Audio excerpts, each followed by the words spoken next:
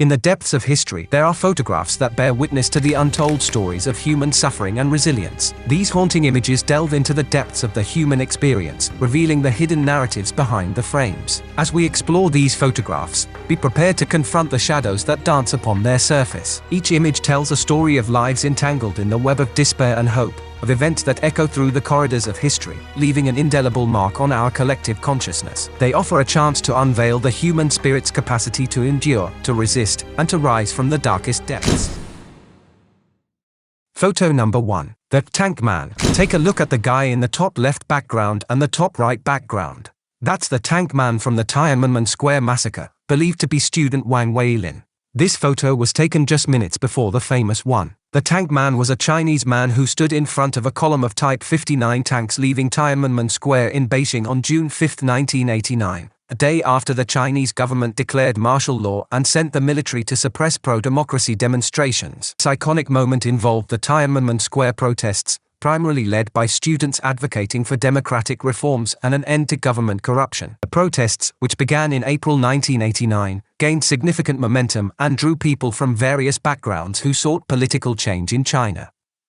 As the Chinese government cracked down on the protests, deploying the military to disperse the crowds, the situation escalated. On June 4, 1989, the Chinese government ordered the military to clear Tiananmen Square, resulting in a violent crackdown that led to a still unknown number of deaths.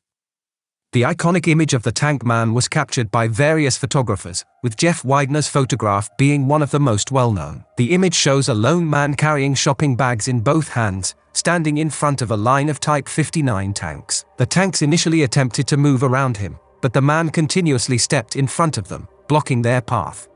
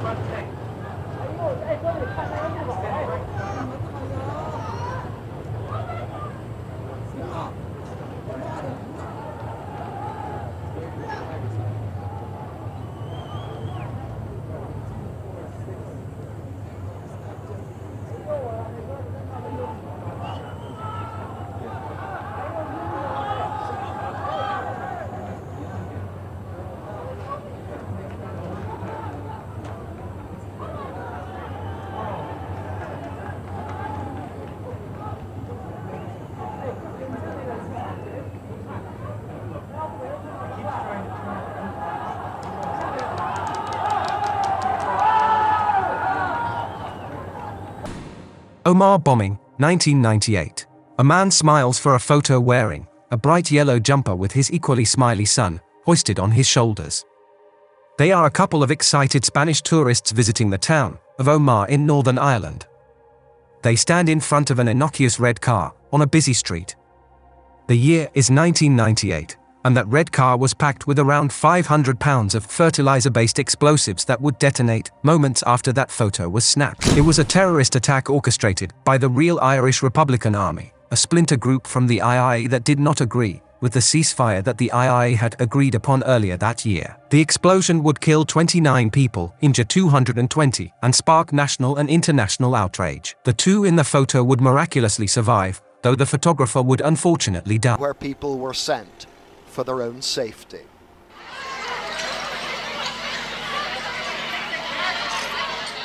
"29 people were killed, more than 300 injured." I would hear like the sirens and I would hear the screaming and I would hear that, but I've no sights, or I went unconscious straight away. So, and I didn't wake until 6.5 weeks later. So. You were in a coma for 6.5 weeks? Yeah. Okay. Yeah. Do you remember waking up from that? I do. Well, I don't remember waking up. I remember I heard it on the radio. There's a radio on in... David A. Johnston. David A. Johnston sits with his legs stretched out, a notebook and pen on his lap, and flashes a sunny smile at the camera. Harry Glicken, student of David's, is behind the camera. David is a volcanologist studying the rumbling Mount St. Helens, and he looks relaxed and excited, as he should be. Unfortunately, 13.5 hours later, he would be killed by the eruption of Mount St. Helens. His last words over the radio to the closest U.S. Geological Survey office were, "Vancouver, Vancouver, this is it."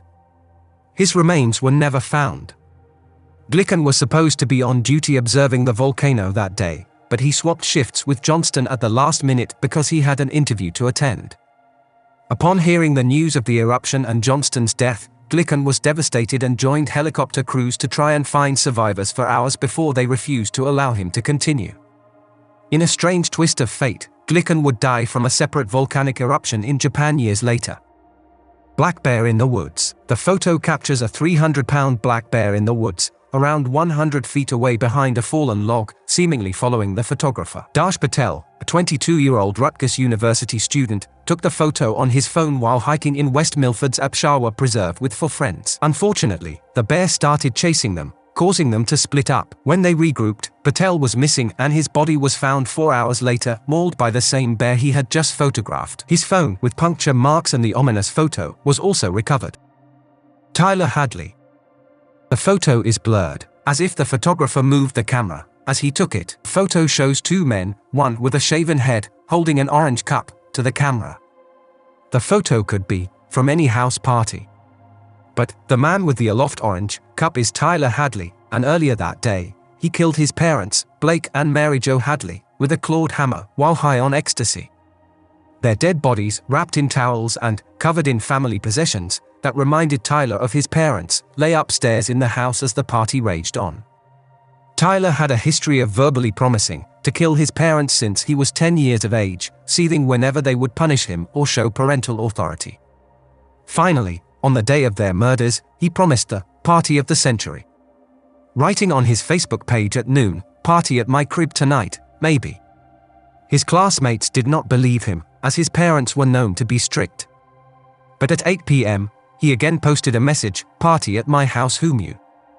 At the party, he started telling people of his murderous deed. People who heard left or thought he was lying. His best friend, Michael Mandel, was shown the bodies upstairs. Afterward, they posed for this infamous photo. Michael eventually ran away from the party, and through word of mouth, Tyler's crime was reported to the police. Tyler was arrested the morning after the party and sentenced to life imprisonment. The Hadley house was later demolished. Dutch girls of Panama. 2 young women pose for a selfie in front of the wild nature of Panama. The 2 girls are Chris Kramers and Lisanne Froon, Dutch travelers who were hiking the El Pianista Trail. They set off for their hike on April 1st at 11 a.m. Unfortunately, on the 2nd, they did not turn up for an appointment and the parents of the girls stopped receiving the daily texts they had been getting in the past. On April 6th, the parents arrived in Panana, along with a full police search. The forest would be combed for 10 days. Nothing was found. 10 weeks later, a woman handed in a blue backpack. The backpack belonged to Froon, and inside were personal belongings, including a camera and their phones. The phones had evidence of emergency numbers having been dialed only hours after the girls started their hike, but due to lack of reception, the calls did not connect. Froon's phone died on April 4th, and Kramer's phone would be turned on intermittently between the 5th and the 11th, but the incorrect PIN was entered, or no PIN was entered each time. On the camera, 90 flash photos were taken, between 1 and 4 am incomplete, darkness deep within the jungle. One disturbing image shows the back of Kramer's head, with blood on her hair. 2 months after the backpack was discovered, a pelvis and a foot inside a boot were discovered, along with other remains. These were later DNA tested and confirmed to belong to Chris Kramers. You really took a break from journalism. You and I have talked about this a lot as friends, and this marks your return. What was it about this story particularly that drew you in? When I got the call and I was told about these 2 women, Chris Kramers and Lisanne Froon, 21, 22 years old, tourists, they go to Panama on this hike 8 years ago and were never seen alive again. So 2 months after that, 1% of one body appears and 13% of the other body. The government quickly said this was a hiking accident. But how does 99% of a body disappear in the jungle? So the more that I looked into it, the more that things didn't add up. And then I found out that one of the girls' backpack was found with delicate electronics almost intact. There are 2 bras, Alicia, and a camera with over 100 photos, eerie Blair Witch Project type photos at night, which actually hinted at a much larger and darker story. So I went on the ground, and this actually launched a real-time race against time to find new evidence and to push the government to reopen the case. I believe that we have some exclusive audio from Lost in Panama. Let's take a listen. When we arrived, we found a tiny cloistered town. I got an email that literally says, kill. Hiding a dark secret. Cinco muertos. Cinco muertos.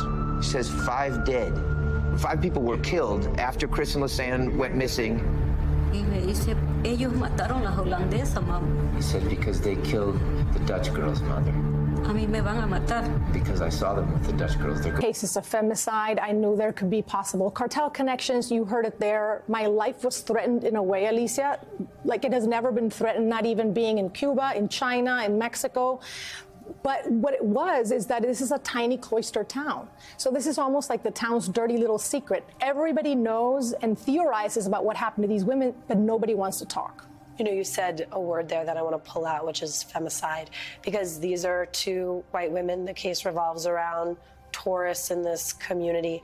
How do you then extrapolate out to the larger challenges facing women in South and Central America? So this is obviously the case of 2 women who, if you look at the true crime genre, are ideal true crime victims. But we found when we got on the ground that for this 40-mile radius of Panama, so we're not talking about El Salvador, we're not talking about Honduras, this is supposed to be a paradise of expats and tourists, an alarmingly high number of missing women and girls, over 50 cases unsolved since 2009.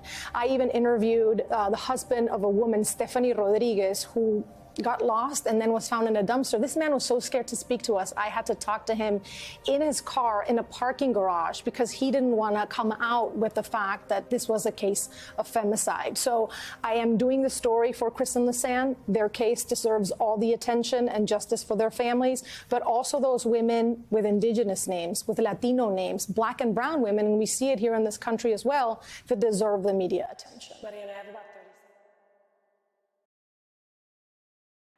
These photographs hold disturbing stories that make us reflect on the strength of the human spirit.